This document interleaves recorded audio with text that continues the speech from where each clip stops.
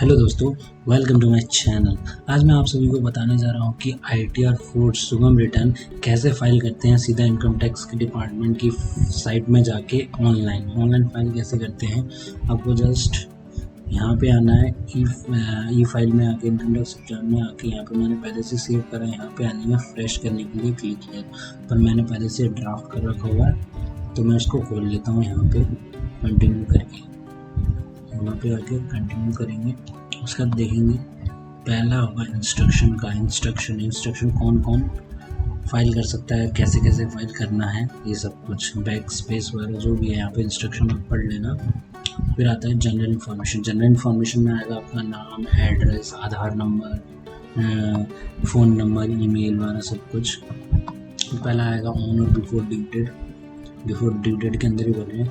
एक ये देखिए 7th प्रोवाइजर सेक्शन 139(1) ये एक नया सेक्शन आया है जिसके लिए ये 3 पॉइंट आपको बताने पड़ेंगे। 7th प्रोवाइजर आपका है तो ये आपको जस्ट यहाँ पे यस करके यहाँ पे आपको बताना है,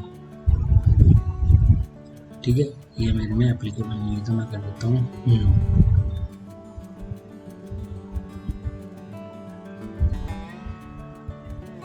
नहीं है तो मैं इसको कर देता हूँ नो।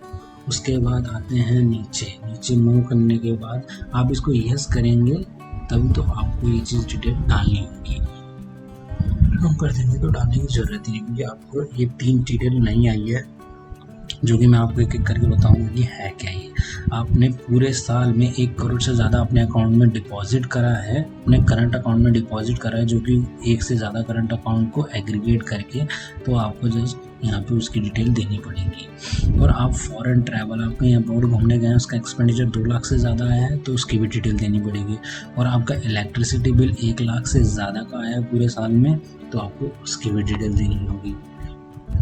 उसके बाद आते हैं इनकम डिटेल्स में। इनकम डिटेल्स वगैरह मैंने यहाँ पे पहले से ये डिस्क्लोज़ क्यों हो रहा है, क्योंकि मैंने पहले से सब कुछ इसमें डाल रखा है ताकि वीडियो ज़्यादा लंबी ना हो उसके चक्कर में जाके। उसके बाद आते हैं यहाँ पे आपको सब कुछ बताना पड़ेगा। यहाँ पे बिजनेस एंड प्रोफेशन की इनकम, या आपने कहीं सैलरी कमा रही थी सैलरी, यहाँ पे हाउस प्रॉपर्टी की इनकम, फिर अदर सोर्स की इनकम। अब मेरे केस में सिर्फ बिजनेस की इनकम थी तो मैं यहाँ पे BP में जाता हूँ, फिर नीचे आता हूँ। मेरे में है सिर्फ 44AD एप्लीकेबल होता है और 44ADA भी है, 44AE भी है। ये तीनों का डिफरेंस मैंने एक वीडियो में समझा रखा है, मैं जो कि लिंक डिस्क्रिप्शन पे डाल दूँगा, वहाँ जाके समझ लेना इन तीनों का डिफरेंस और इन तीनों की प्रोविजंस क्या होते हैं। उसके बाद मेरे केस में 44AD एप्लीकेबल होता है, जहाँ पे मैं नेम ऑफ बिजनेस लिख दिया, बिजनेस कोड लिख दिया। फिर नीचे आते हैं जो किसी से आपको पार्टी से चेक से, बैंक से या ऑनलाइन पेमेंट कर रहे थे यहाँ पे आ जाएगा, नहीं कैश पेमेंट कर रहे थे यहाँ आ जाएगा। ऑनलाइन पेमेंट के लिए 6% वैसे 8%। फिर मैंने उससे ज़्यादा ही डिस्क्लोज करा है तो ज़्यादा ही होगा। फिर आप नीचे आएंगे तो आप कहीं पार्टनर हो तो वहाँ से सैलरी की इनकम मिल रही है तो इधर यहाँ पर डिस्क्लोज हो जाएगा। नीचे आएंगे तो आपने कोई GSTN ले रखा है, GST नंबर आ जाएगा और GST में कितना टर्नओवर दिखाया था यहाँ पे आ जाएगा। फिर ये आता है बैलेंस शीट की डिटेल, जो कि बैलेंस शीट की डिटेल में यहाँ प्रॉपर बैलेंस शीट बना रखी है, उसके चक्कर में मैंने इसलिए सारी बैलेंस शीट की डिटेल दे रखी है। यहाँ पे पार्टनर, अनसिक्योर्ड लोन जो नहीं है 0, सिक्योर्ड लोन नहीं है तो 0, एडवांसेस नहीं है 0। फिर यहाँ पे फिक्स्ड एसेट्स, फिर डेटर्स, बैंक बैलेंस, कैश, फिर लोन्स करके। जैसे इसके लिए भी मैंने एक सेपरेट वीडियो बना रखा है कि बैलेंस शीट कैसे बनाते हैं, जो कि 44AD में आते हैं उनके लिए बैलेंस शीट कैसे बनाई जाती है और लिमिटेड डाटा में बैलेंस शीट कैसे बनाई जाती है और सेल और परचेज की डाटा से बैलेंस शीट कैसे बनाई जाती है। वो सारी चीज़ वो मैंने एक वीडियो में बना के दिखाई हुई है, जो कि मैं डिस्क्रिप्शन में डाल दूँगा, आप वहाँ जाके देख सकते हैं उसे। उसके बाद मैंने बैलेंस शीट की डिटेल डाल दी। उसके बाद मैं करूँगा सेव ड्राफ्ट। फिर यहाँ पे आएंगे तो यहाँ पे आ जाएगी इनकम की डिटेल। फिर नीचे आएंगे कोई सैलरी नहीं है, कोई हाउस प्रॉपर्टी है, अदर सोर्स में सेविंग बैंक इंटरेस्ट आ गया, FD का इंटरेस्ट आ गया। उसका यहाँ पे आ गया ग्रॉस टोटल इनकम। और दूसरी नई चीज़ आई है, आपने 1/4 2020 से 30/6 के बीच में कोई भी इन्वेस्टमेंट करी है तो आपको उस चीज़ की डिटेल यहाँ पे देनी पड़ेगी। जैसे कि आपने यहाँ पे यस कर दिया, उसके बाद मैंने यहाँ पे लिखता हूँ 1 लाख रुपये। उसके बाद ये बोलता है कि शेड्यूल DI में जाके देखना है, ऊपर करेंगे तो आपको एक शेड्यूल DI का ऑप्शन मिलेगा। यहाँ पे यहाँ पे आएंगे तो देखेंगे जैसे मैंने 80 के 1 लाख डाल दिया, 1 लाख भाग दिया है, और 1 लाख में कितना अमाउंट है जो कि आपने उसके बाद किया है। जैसे 60,000 किया है तो मैंने 60,000 उसके बाद लिख दिया। ऐसे करके कर सकते हैं जिसने भी बाद में किया, पर मेरे केस में नहीं है तो मैं इसको हटा देता हूँ और वहाँ से भी नो कर देता हूँ और यहाँ पे 0 कर देता हूँ। ठीक है, उसके बाद नीचे आएंगे फिर 80 TTA की डिडक्शन आ गई, सेविंग बैंक इंटरेस्ट का जो कि 10,000 तक एग्जम्प्ट है। फिर यहाँ पे टैक्सेबल इनकम आ गई जिसके ऊपर टैक्स आ गई 11,309, उसके बाद उतना ही रिबेट आ गया।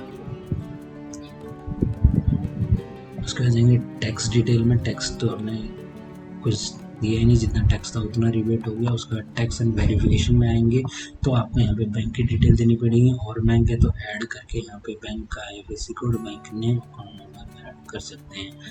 नहीं है तो मैं यहाँ से ऐसे डिलीट भी कर सकता हूँ किसी ऑप्शन। क्या नीचे आएंगे यहाँ पे आ जाएगा शुभ नाम, फादर्स नेम, सेल्फ डिक्लेरेशन वगैरह। फिर यहाँ पे आता है सिलेक्ट वेरिफिकेशन ऑप्शन। आपको पता है ITR भी आपको वेरिफिकेशन करानी पड़ती है, नहीं होगी तो आपको यहाँ पे बेंगलोर भेजना पड़ता है बाई कुरियर। इस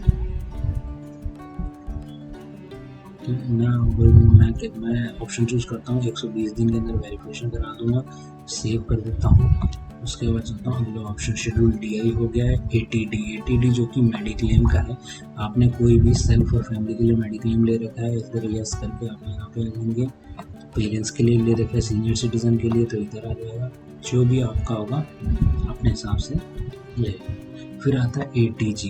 जैसा कि आपको पता है कोरोना वायरस की वजह से लोगों ने ATG जो कि PM केयर फंड है उसमें डोनेशन किया था। ATG सेक्शन डोनेशन का होता है जो कि 100% डिडक्शन क्वालिफाइंग लिमिट था। आप जस्ट यहाँ पे नेम बताएंगे, एड्रेस बताएंगे, सिटी बताएंगे, पिन बताएंगे, पैन बताएंगे, सब कुछ बताएंगे, उसके बाद क्लेम करेंगे। उसके बाद मैंने इसके लिए भी एक सेपरेट वीडियो बना ली थी, PM केयर फंड का सर्टिफिकेट डाउनलोड कैसे करते हैं। जैसे कि आपने Paytm से PM केयर फंड में पैसा डोनेट कर दिया पर आपके पास कोई सर्टिफिकेट तो मिला नहीं है, उस सर्टिफिकेट मिलेगा। मैंने उसके लिए एक सेपरेट वीडियो बना रखी है जो कि मैं डिस्क्रिप्शन पर डाल दूंगा, और डिस्क्रिप्शन में मैं इसका पैन और एड्रेस भी डाल दूंगा जिससे कि आपको ईजी हो जाए। मेरे भी इसमें कोई डोनेशन नहीं किए थे तो डोनेशन नहीं की थी तो मैं हटा देता हूँ। फिर सबमिट एंड प्रीव्यू पे क्लिक करेंगे, ओके करेंगे तो ऐसा इंटरफेस आएगा जिसको आप डाउनलोड भी कर सकते हैं। ऐसा आ जाएगा डाउनलोड करने फिर नीचे आके आप सब कुछ डिटेल चेक कर सकते हैं। जैसे कि मैंने यहाँ मूव कर दिया था, ठीक है। उसके नीचे आएंगे, नीचे ये देखिए टैक्स हमारा 300 मिनट था, 300 में रिबेट मिल गया। उसके बाद यहाँ पे हमारी बैलेंस शीट की detail, asset is equal to liability, ठीक है, प्रीव्यू कर सकते हैं। उसके बाद मैं इसको करता हूँ सबमिट पे क्लिक। जैसे कि हमारे एंटर हो गई है सबमिट। यहाँ पे यहाँ जाके माई अकाउंट में जाके व्यू ई रिटर्न में जाएंगे। उसके बाद सेलेक्ट करेंगे इनकम टैक्स रिटर्न, सबमिट पे क्लिक करेंगे तो यहाँ पे आपकी एक्नॉलेजमेंट दिख जाएगी। और अभी वेरिफिकेशन पेंडिंग है। वेरिफिकेशन 120 दिन के अंदर आप कभी भी कर सकते हैं। ई वेरीफाई करके यहाँ पे ई वेरीफाई करेंगे तो यहाँ पे 3 ऑप्शन, आधार OTP का ऑप्शन आता है, ऑलरेडी EBC का ऑप्शन आता है या फिर EBC का ऑप्शन आता है। ऐसे करके हम ITR को सबमिट करेंगे। वीडियो को अच्छा लगा तो लाइक करना, सब्सक्राइब करना और कमेंट भी कर देना।